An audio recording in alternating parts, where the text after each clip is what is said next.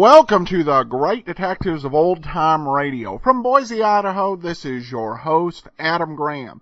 If you have a comment, send it to me, box13@greatdetectives.net.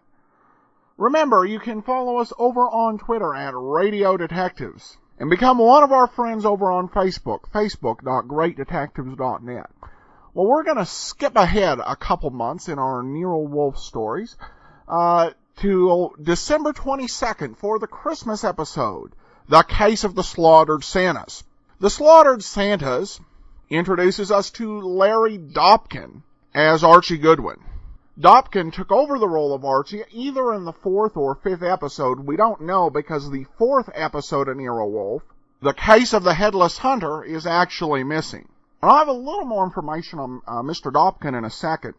Before we do get into that, I do want to remind you to check out the new book that my wife and I have written and has been published by Splashdown Books in New Zealand, Tales of the Dim Knight. It's a fantastic superhero parody/comedy, guaranteed to give quite a few laughs. To those of you who can remember things like the 1966 Batman series, as well as some of the 1990s superhero shows, and even the Superman show, radio show, we reference a couple on those. You can go to dimnight.com for more information, or click the link over at greatdetectives.net.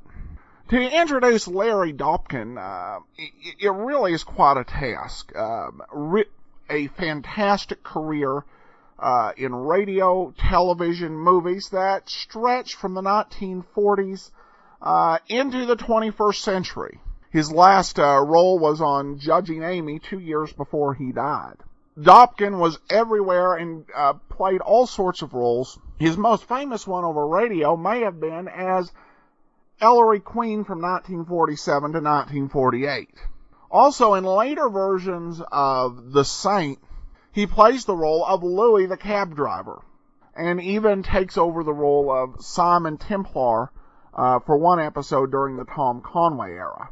He was also known for creating the Grizzly Adams story, and that character was a favorite around my house growing up. So with that, let's go ahead and we will take a listen to Larry Dobkin as Archie Goodwin in The Case of the Slaughtered Santas. Ladies and gentlemen, the ringing of that phone bell means mystery, adventure. Nero Wolfe's office, Archie Goodwin speaking. Yes? Yes, I know that in 48 hours it's going to be Christmas, but who is this? Who? Look, I'm a big boy now, so... Okay. Tonight at 8. Goodbye. What the devil was that? This may come as a shock to you, Mr. Wolfe, but that was Santa Claus. You been drinking? Uh-huh, the usual, milk. He's coming to see you at 8. He's got a problem. Indeed. It seems that some low, not to mention murderous character is going around slaughtering Santa Clauses.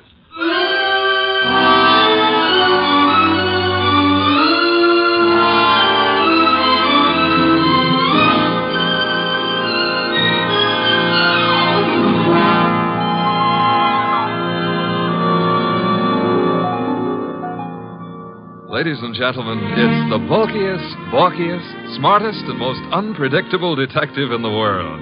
That chair-born genius, Nero Wolfe. Created by Rex Stott and brought to you in a new series of adventures over this NBC network in the person of Mr. Sidney Greenstreet.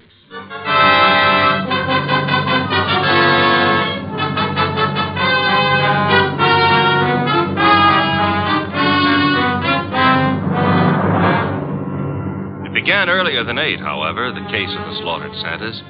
It began, to be precise, on the corner of 34th Street and Carlisle. The hour was close to 6, the weather cold, the sky dark. How you doing, Santa? I'm freezing to death, officer. It's a cold day. You packing up? Yeah, I guess so. Not many people around anymore. Oh, heading for home and dinner. How was the collection? Well, I don't need no armored car, but a few dozen kids are going to have something for their Christmas stockings. Your competition, the guy in the opposite corner, is already screaming. Probably got low blood pressure. Yeah, give me a hand to get the collection pot off the chains, eh? Sure, there you go. Yeah, thanks. Yeah, I'll just walk you down the block. Got a phone in. Okay, fine. One Santa's still left. Wonder what he's waiting for. Santa Claus. Well, watch yourself going down those chimneys tonight, eh? Sure. Well, I'll cut across the avenue here. Be seeing you. Hey, that car coming down the street. Got its lights out. Look out!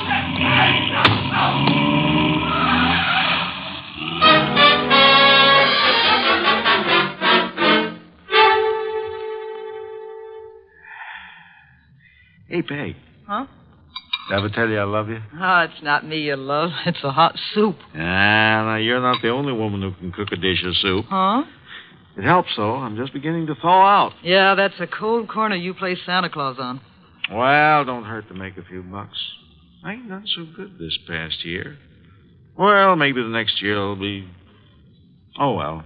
Besides, I kind of like it, you know. Kids asking questions all day long. Yeah. You know, I wonder how they figure the other two Santas at the intersection. Our kids think of only one thing at a time. More soup? Sure, Peg. You know, one of them other Santas got hit by a car tonight. Oh? Yeah, packed up a few minutes before I did, started crossing the avenue, and bang! Hit-and-run driver. Oh, gosh, that's too bad. Was he hurt? Yes, he was killed. Here's your soup. Oh, with traffic the way it is nowadays. Well, I better take a look at the stew.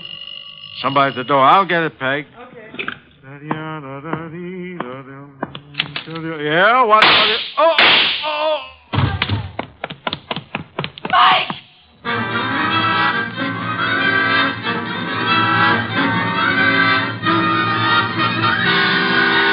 Mr. Wolfe, Yes, Archie? I've been thinking. Good heavens. Oh, I admit it won't bring about a national emergency. But, Mr. Wolfe, Christmas is only a couple of days away. If you're hinting about your present... No. I was just imagining you behind a team of reindeer.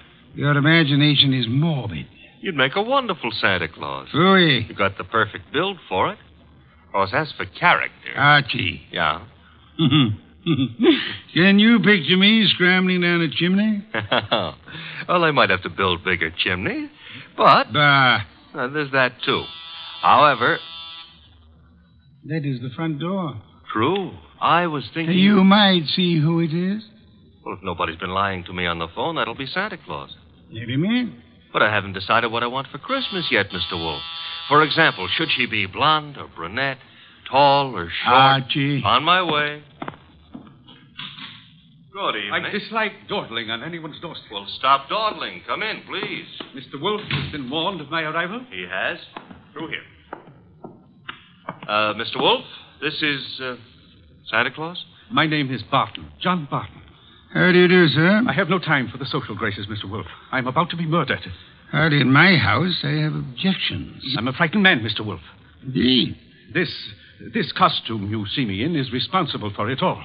Why are you in it? I had a notion it might be, well, entertaining to play Santa Claus in public. I'm a wealthy man, sir. I can afford to have whims.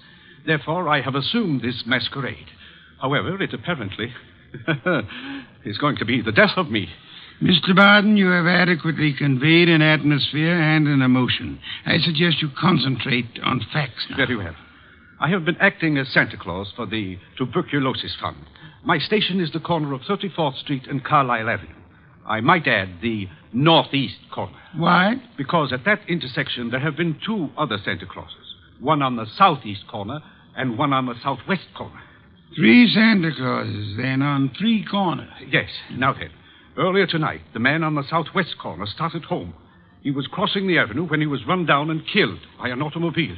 A regrettable accident. The car was running without lights. It deliberately ran the fellow down and then vanished. Not an accident, Mr. Wolfe. You saw this yourself? I did. One Santa Claus dead.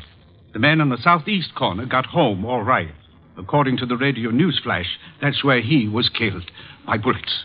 Coincidence? Possibly, but I wouldn't want to risk my life on the chance. This is Friday night. In the nature of things, you would have made 2 more appearances. Very well, Mr. Barton. I'll write you a check as a retainer, then hurry along home. I'm late now. No. I beg your pardon. You will neither hurry home nor notify anyone at your home of your whereabouts. But you will remain here until such time as I think it's safe for you to leave. The house is well guarded. I can't do that. In which case, I cannot accept you as a client.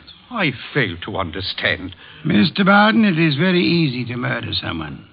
Avoiding the consequences of such an action is something else again. However, I'm assuming that you're not primarily interested in what happens to your murderer after you're dead. Of course not. Therefore, you will remain here. Archie? Yep. First, the corner of 34th and Carlisle, a complete report. But that's nonsense. The corner will be deserted now. Mr. Barton, you're hiring my intelligence. You will therefore permit me to use it as I see fit. A complete report, Archie. Right, sir. You will then visit Inspector Kramer at headquarters. You will, in whatever manner you find effective, collect all the police information about the two already murdered Santas. Fine. The manner, I think, will be applying a blowtorch to the inspector's toes. Your levity is ill-timed. The inspector is likely to throw me out of my ear. Your problem. My ear? And on your way home, you might stop in at Mr. Barton's place. I don't see any purpose in that. Mr. Barton, there is a basic problem to which we must find an answer. Whether those two men were murdered because they were Santa Clauses or because their deaths were merely preliminaries to yours. Archie, I suggest haste. Yes, sir. And avoid blondes. I would like you to be home in time for Christmas.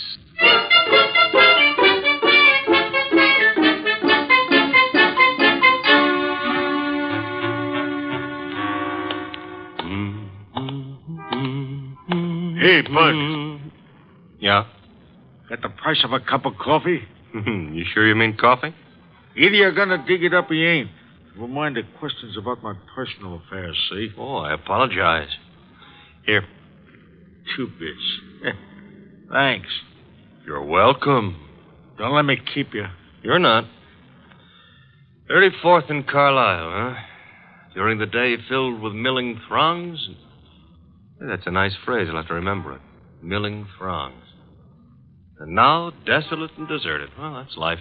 Is that a fact? That's philosophy. Yeah? Well, but 2 bits, I don't have to listen to no philosopher, see? Good night, Bud.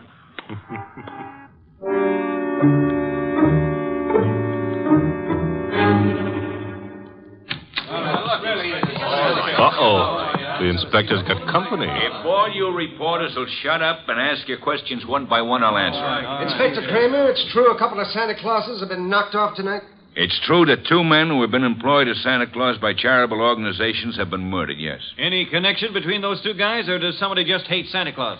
Well, so far as we know, there is no connection. That means it could be maybe some kind of maniac who decided he doesn't like Christmas or Santa Claus. Is that right? The department is investigating along those lines. Like how? Well, we're checking all the local asylums for possible escaped lunatics. Yeah, but, Inspector, suppose this nut has never been in an asylum.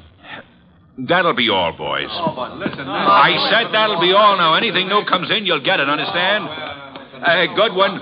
Hello, Inspector. I spotted you coming in. What happened? You decided to reform and got a job on a paper? Nope. I'm a public-spirited citizen, that's all. Yeah, I could add a few things to that description with practically no strain at all. Mr. Wolfe and I are very sentimental about Christmas. We object to Santa Claus being killed. Nuts. Oh, Inspector, aren't you in favor of Christmas? I'm in favor of Christmas. I'm in favor of motherhood. Leave motherhood out of this. Neither of us are mothers. Our chances of becoming mothers aren't too good either. And furthermore, Okay, you're not giving, so get out of here. Thank you, Inspector. But Goodwin, Yeah? in case Wolfe decides to send me something for Christmas, you know what I wish he'd send me? What? Your head.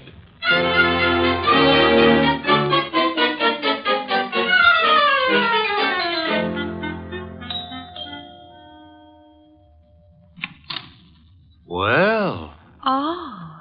now I know what I want for Christmas. What did you say? I said my name is Goodwin and it's cold on your doorstep. Oh, I'm sorry. Come in. Mm-hmm. You didn't mention your name.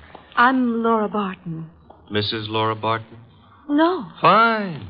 That is, what relation are you to John Barton? his niece. Why do you ask? Oh, you've got a beautiful voice. All this marble and no butler? I don't know where Pleasant is. He should be here. Have him shot at sunrise.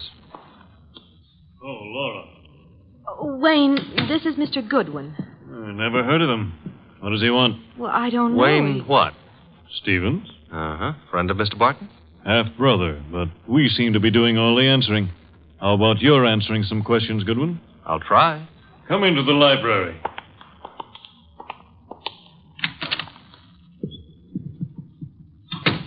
What do you want? For Christmas? Erase that. I would like to see Mr. Barton. He's not home. Where is he? Don't you know? I wouldn't have come here asking for him if I did, would I? I suppose that's true. What did you want with him? Conversation. About? Anything. You see, I like to talk to rich men. Are you rich? I can't play the piano either. You could always learn. But being rich is harder, I found it. Mr. Goodwin, you must have some reason for coming here, some reason concerning Uncle. Laura, you're being imaginative. Well, Uncle is late. He's probably still on that street corner playing Santa Claus. He enjoys it. Why bother about I don't know, except... He's never been as late as this? Well, no. Not since he started that masquerade of his. Would you happen to know where the butler is? Out getting drunk, I suspect. He was in the kitchen a little while ago. Disappeared. Pleasant likes to look on the wine when it's red. Or even when it's rye. No, I take that back. Oh, you do? He prefers Irish whiskey. We don't stock it. Therefore... Oh, too bad. I better run along. Good night, Mr. Stevens. Miss Barton. Good night. I'll see you out.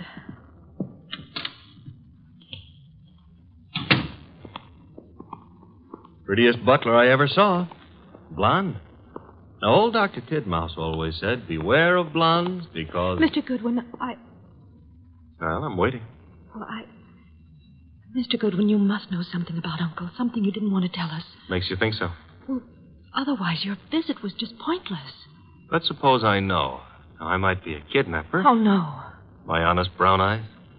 Your first name is Archie, isn't it? Archie? Archie Goodwin.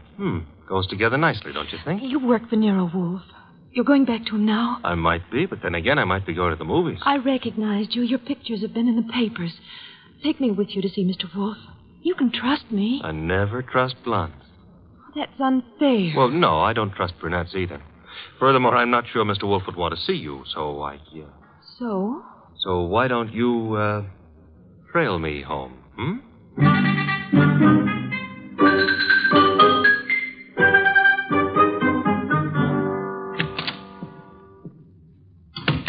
That you, Archie? Archie? Where's Santa Claus? Guest room. He was tired. What, I've been trailed home. Deep? By a blonde. Phooey. All right, I admit I didn't make any strenuous effort to shake her off, but she trailed... Where is she? Outside. Good. Your report. Oh, but she might freeze to death out there. That's her problem. Your report, Archie. It's short and simple. It would be simple. I haven't got time to resent that. A blonde is dying. As for the report, corner of 34th and Carlisle is a very quiet spot at night. No one was around but a bum who got into me for a quarter. For coffee, he said.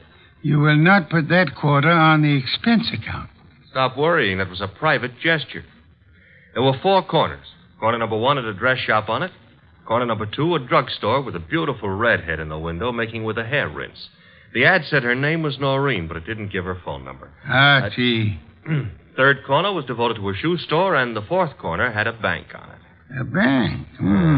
Kind of thought we'd have a pause at that point. Mean something? Inspector Kramer's information consisted of... Oh, you're being coy. Kramer furnished the information the police could find no connection between the 2 murdered Santas. Except for the fact that they were both playing Santa Claus. Isn't that a little on the obvious side? This is an obvious case. The Barton home, Archie. Marble and old lace. A butler, his name is Pleasant, was among those missing. Among those present, Laura Barton, the old man's niece, and Wayne Stevens, his half-brother. Ah. Yeah, only for Laura. Stevens was not at all pretty. It was Laura Barton who followed you here. It was Laura. Archie, go upstairs and... Oh, now, wait a minute. The girl, the weather, common humanity demands that you have... Louis, you speak for yourself, not humanity. I'm human. On occasion, a debatable point. Very well. Let her in. Oh, thanks. Laura, come in. Laura Barton, Mr. Wolfe. How do you do? How much money do you inherit on the death of your uncle? What? That is known as the shock treatment. However, I need an answer. Uncle isn't dead, is he? That, for the moment, is irrelevant. How much? Half his estate. The other half? Wayne, Uncle's half-brother. Very well. Archie, will you go upstairs and inform Mr. Barton that his niece is here? Uncle is here? On my way.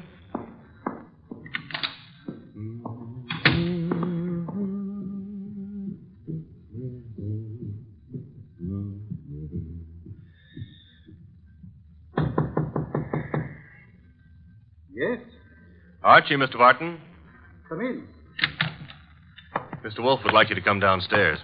I suppose he has a reason. Mm-hmm. A blonde reason, your niece. My niece? That's right. She did. Where'd you get that? A man of my wealth finds it safer to carry a revolver. But it's not safe to point it at people, especially for the people. Turn around, Goodwin. But, Mr. Barton, we're protecting you. By letting that girl into the house? If I had the time, I'd be amused. As it is.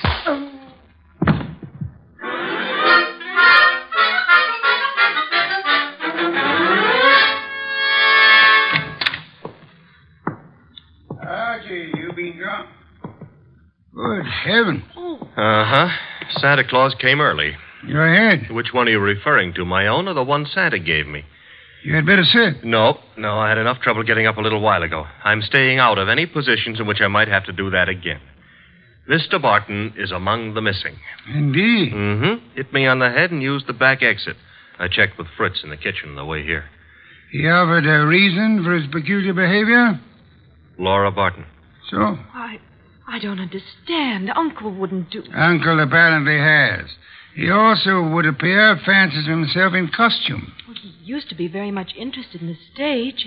He acted for a while a long time ago till the family objected. Archie? Got it. Nero Wolfe's office. Archie Goodwin speaking. You recite very nicely, Goodwin. This is Kramer. Let me have Wolfe, huh? Mr. Wolfe? Inspector Kramer. Yes, Inspector? The papers haven't been carrying it, Wolfe, but you're working on the Santa Claus case, aren't you? Possibility? You didn't send Goodwin down to headquarters on a possibility. Never mind.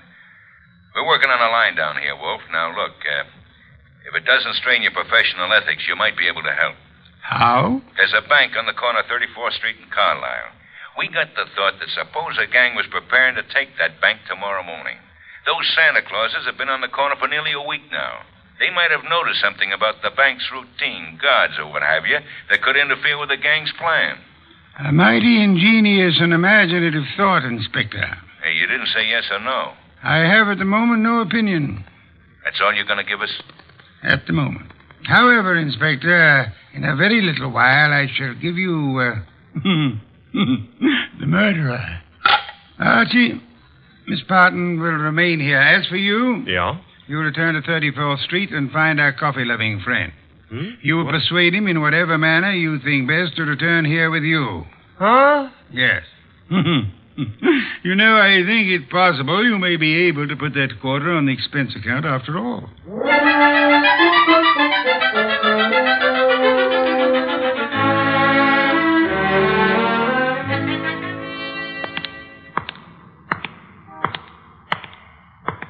You. What? Oh. Why, I've seen you before. Yeah, I've learned to love the neighborhood. That's why it's going to break my heart. What is? Leaving it with you. With... It's sensitive about having guns pulled on me tonight. Let go of me, will you? Not until I tell you that, McGill. Yeah. Will you? The gun looks in a lot better shape than you do. You're coming with me. Oh, where? Mr. Wolfe would like to see you. Nero Wolfe? Yeah. Well, why? He's trying to salvage a quarter.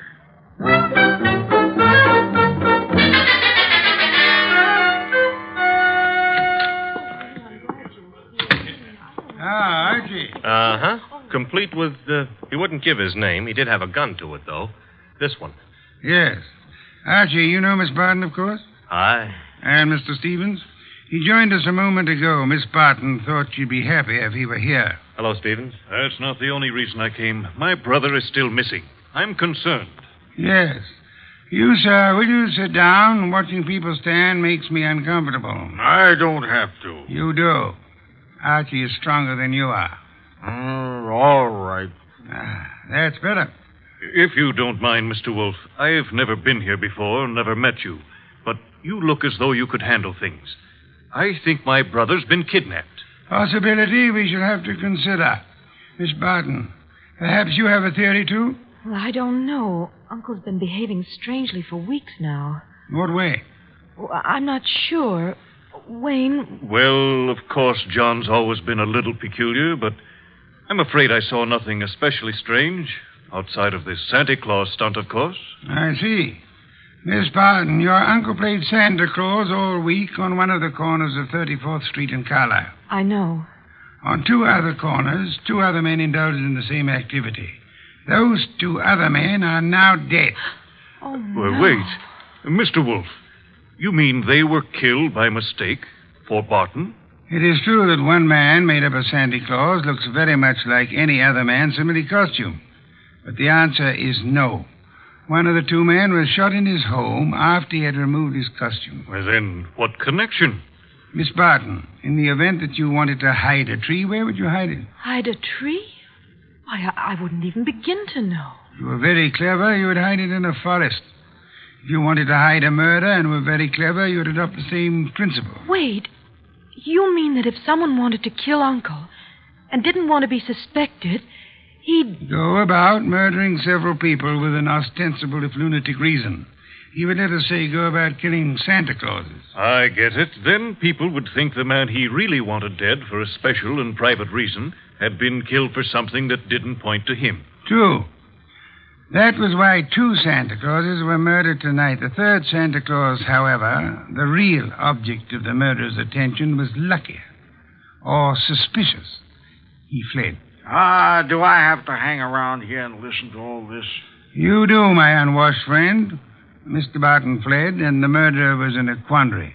He had, so to speak, invested in two murders merely to make the third one confusing. But he found himself unable to commit that third murder. He couldn't find his victim. Could he ask the police to do so? Hardly.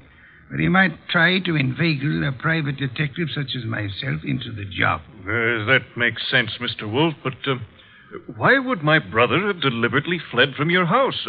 I mean, he was protected here, so... But do I make myself clear? Very clear, Mr. Stevens. Archie, that gun you took from the dirty gentleman, you still have it? I still have it. Then would you mind pointing it at Mr. Stevens here until the police remove him?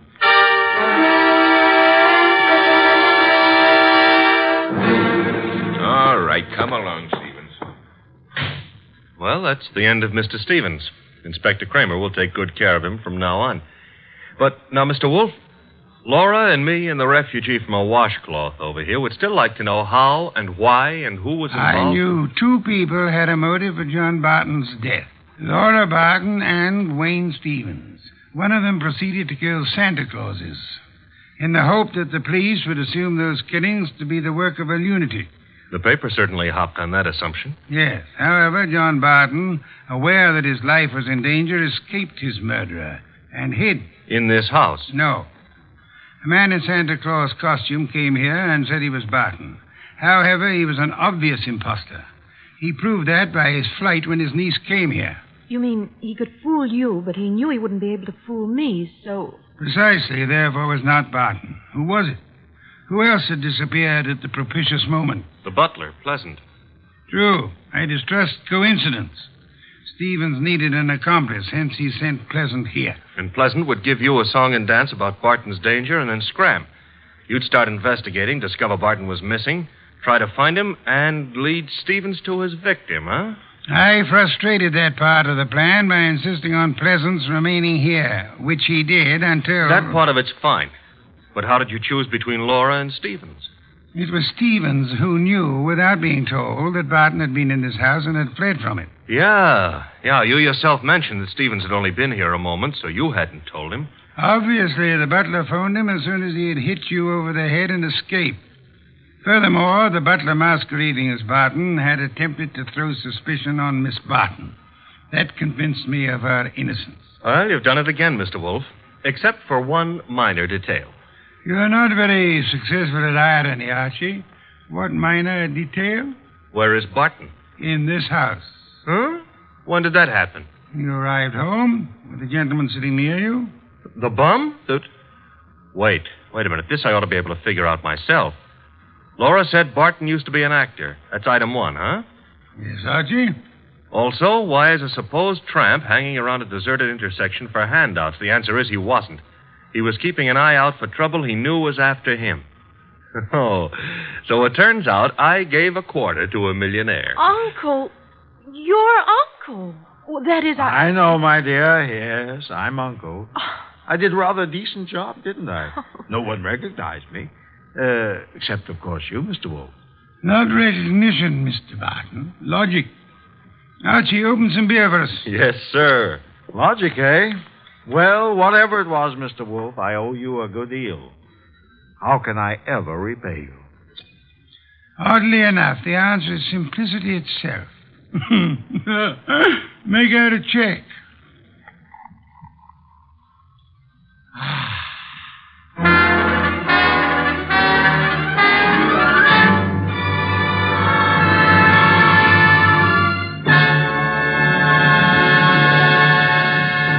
You have been listening to The New Adventures of Nero Wolfe, starring Sidney Greenstreet.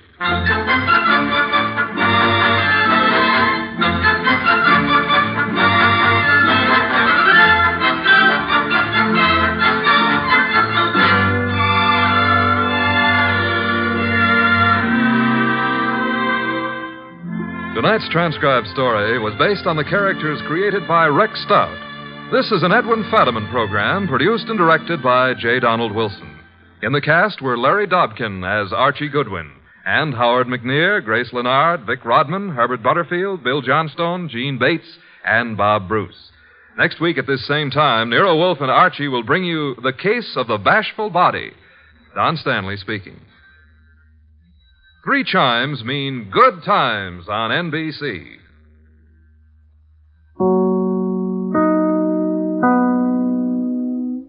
Welcome back. Well, there are several things I want to mention here in the post show. I think the writers did a good job in this episode capturing the spirit of Archie with some of those lines, just classically delivered by Dobkin. And, of course, the one thing that has struck me about Archie Goodwin that kind of makes a very interesting twist on the character. Most of the hard-boiled PIs are Scotchmen. By that, I mean, of course, very likely you ask them what they want to drink, and they'll say they want some scotch. Archie Goodwin's favorite drink? Milk. And that's a fascinating variation that helped to make the character stand out. The one thing that I found a little bit off about the story was them taking time with the first 2 slaughtered Santas, where we kind of got to know a little bit about their personality. So it had an audience impact when we saw the murder occur. The challenge of doing that in a Nero Wolfe story, when Wolfe is being Wolfe, is if the audience is really concerned about the murder, we kind of expect the detective to be too.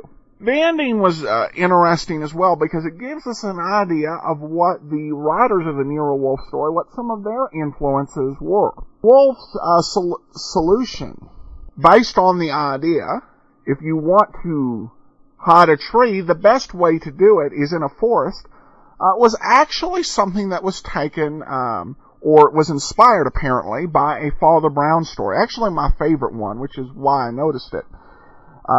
Where Father Brown is talking to Flambeau, and he says, "Where does a wise man hide a pebble?" And Flambeau answers, "On the beach." And then Father Brown says, "Where does a wise man hide a leaf?" And the other answered, "In the forest." And if you read or listen to that story, The Sign of the Broken Sword, which is a fascinating mystery just because Father Brown solves it from like 3,000 miles away, it's quite a similar method to the murder as what happened, though on a larger scale in the Father Brown story. Before we go, I do want to say a special thanks to John for giving a nice tip to the show, and we went ahead and we sent a year, access to our premium site as a special thank you, which we do to everyone who gives a tip of $7 or more. Well, that'll do it for today. We'll be back tomorrow with Let George Do It. Send your comments to box13@greatdetectives.net. Become one of our friends on Facebook, facebook.greatdetectives.net. And you can always leave us a voicemail, 208-991-4783. From Boise, Idaho, though, this is your host, Adam Graham, signing off.